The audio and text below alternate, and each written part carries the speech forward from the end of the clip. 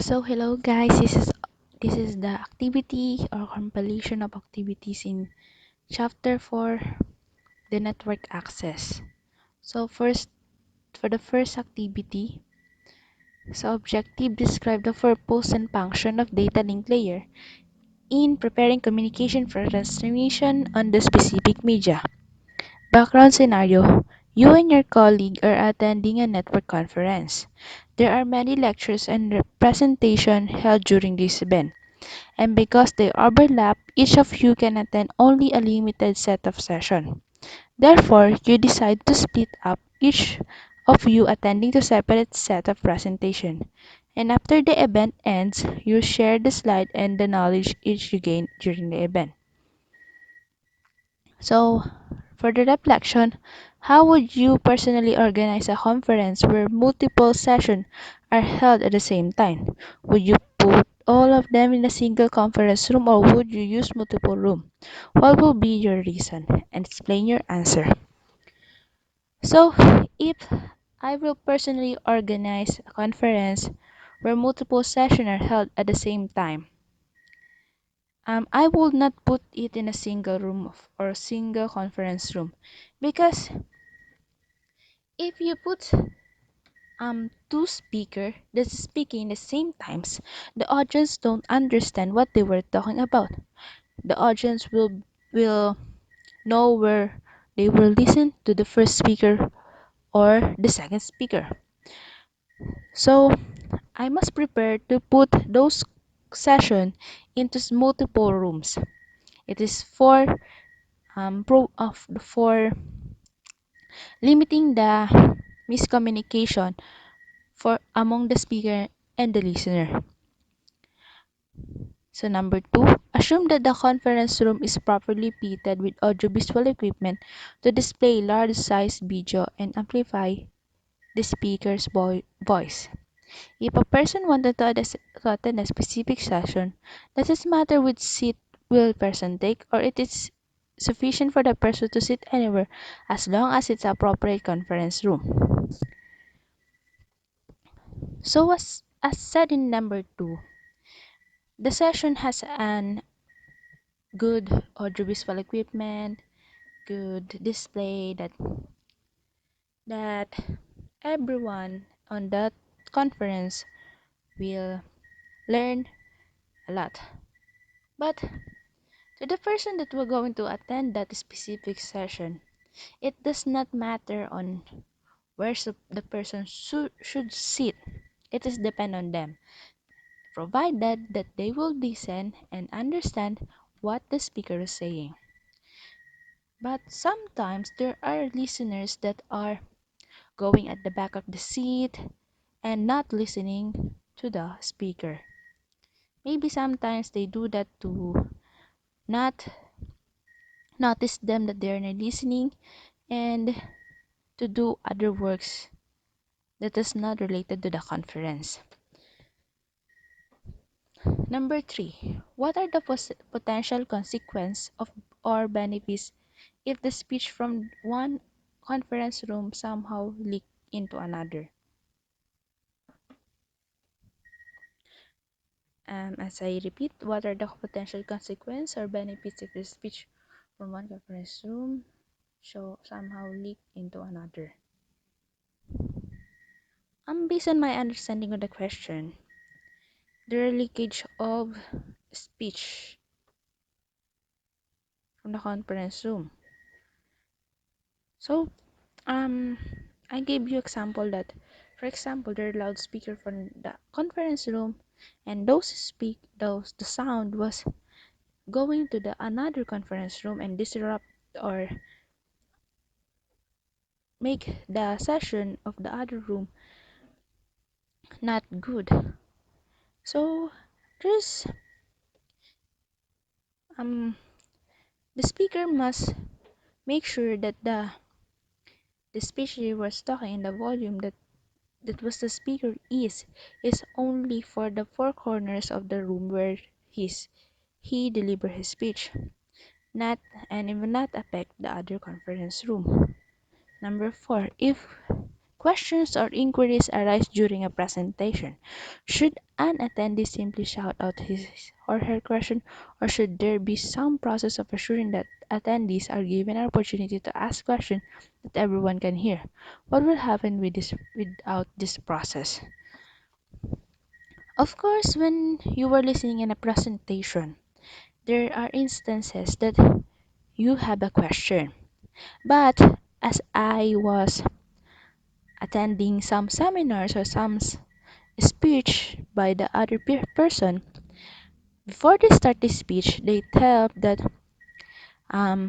they will allow question only at the end of the presentation. This is for the help this for the help to help the speaker to do not mm, miss out or what he or she was going to tell, and also to have a fluent speech. And it is allowed for the attendees to um, ask question if in the middle of the presentation, it is proper to raise your hand and not be shout. If you're going to shout, it is so improper behavior.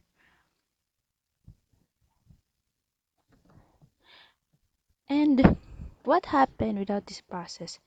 If in a presentation there is no question and answer question for the speaker, then there will remain a question in the mind of the attendees that were not answered, and it feels that the information they got from the speaker is not complete. Can a session run out of time without going through the entire intended content if an interesting topic elicits a larger discussion where many attendees have questions? If you did not want this to happen, what should would be the best way to ensure that, that it does not occur? So it is normal for some of the presentation to exceed its time. Um, for some instances or some reasons, like there's one topic that most of the listeners are attentive and they are asking questions a lot about that topic because they want to know more about that topic. Um,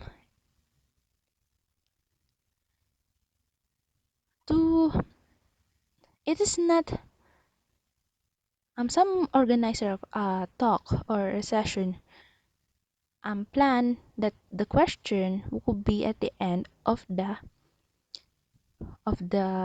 talk, where they to avoid exceeding of time, they led time for the question. Imagine that the session is in a panel format, which allow more free discussion of attendees with the panelists and among themselves. If a person wants to address another person in the same room, can he or she do it directly? If so, how it is this possible? How would a panelist invite another person to join who is not presently in the room? Um, as as done in the number 6, we're going to imagine the session is a panel format. So if panel format is all about there are the panelists and the speaker. So in that format, more of the attendees are free to ask question, more freely to ask question on the speaker. If it is difficult for a person who want to address another person within the room directly because it is not a proper behavior. They're talking in front and then you're going to talk to your seatmate. It is not improper. So how it is possible? Maybe they will go outside and talk to each other. Or how would panelists invite another person to join who is not presently in a room? So to do not disrupt the speaker, the panelists should ask another person to talk and tell that he want to talk to other person, we should not make him or her to stand. That can disrupt or distract the speaker. What benefits any was achieved by isolation of the multiple sessions into separate conference room if after the event people could meet and share their information. As a scenario on this activity, there are different friends where they attend different session at a time because those sessions are all of the session are the same time and they need to attend that all. So they decided to attend both of that and the different room.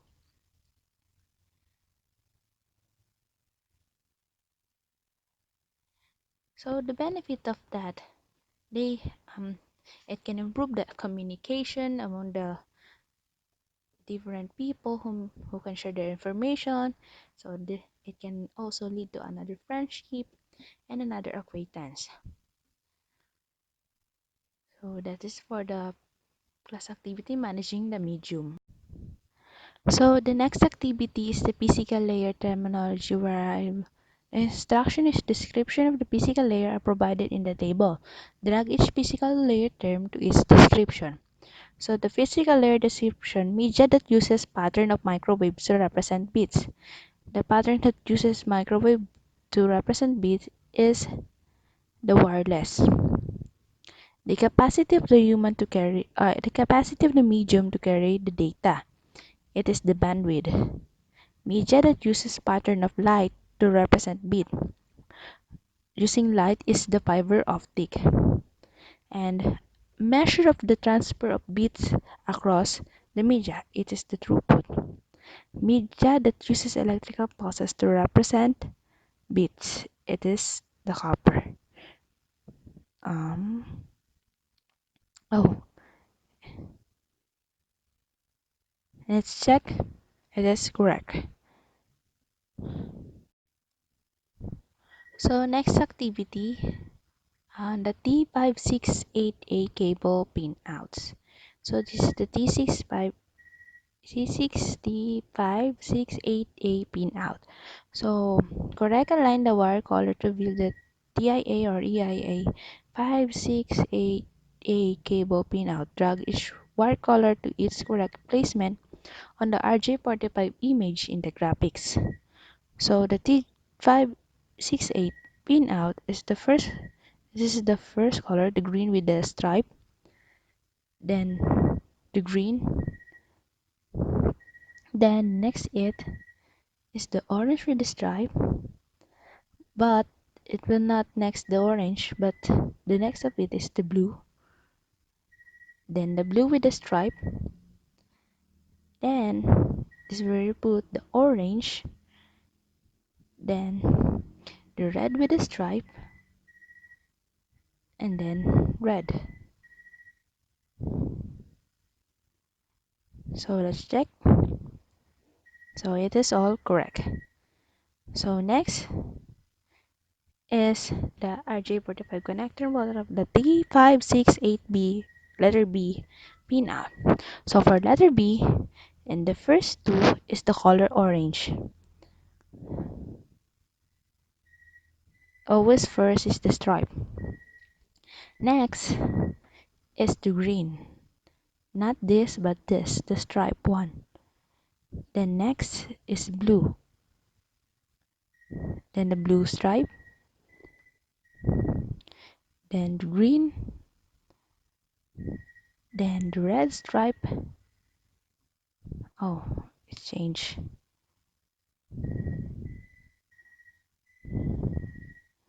Then the red. Check. It is all correct. So that is for the RJ45 connector, the T568A and T568B.